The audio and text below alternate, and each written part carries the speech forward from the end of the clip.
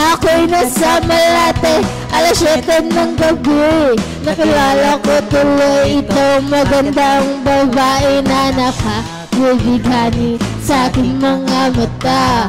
Hindi ko lang alam ay manloloko lang pala.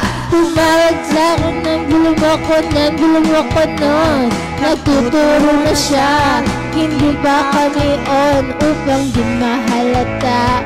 Siya ay nagpayabang, nagmiminisyotra daw siya sa alabang. Ako ay umambay, may sa palda niyang hapit na hapit. Ko'y makalinga, di ko siya matagpuan. Ubus ng aking money, di ko pa nahalikan. When the night has come, oh yeah, at pinatay ang ilaw. Oh, madalas lumalabas, banyo queen. Alright, second verse, let's go! Sa Kape Adriatico ako ay inaya. Inom daw kami at siya ang taya. Oh, sheesh! Kaming dalawa'y uminom ng beer. Inangat niya ang magatang, sabi niya sa akin, cheers! Ang di ko alam ay meron siyang inilagay. Ako'y biglang nahilo, nawalan ng aking malay nang ako'y magising.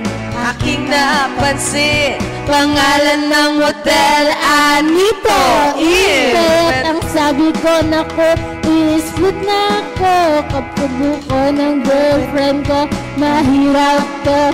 Walang wala sa isip ko ang kanyang baywa.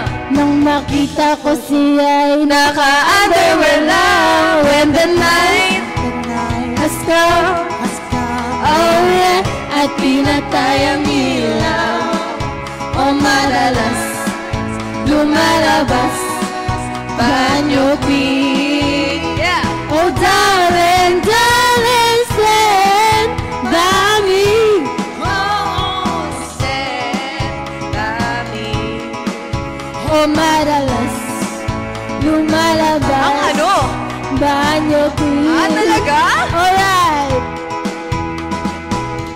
Tama na, tatigil na natin.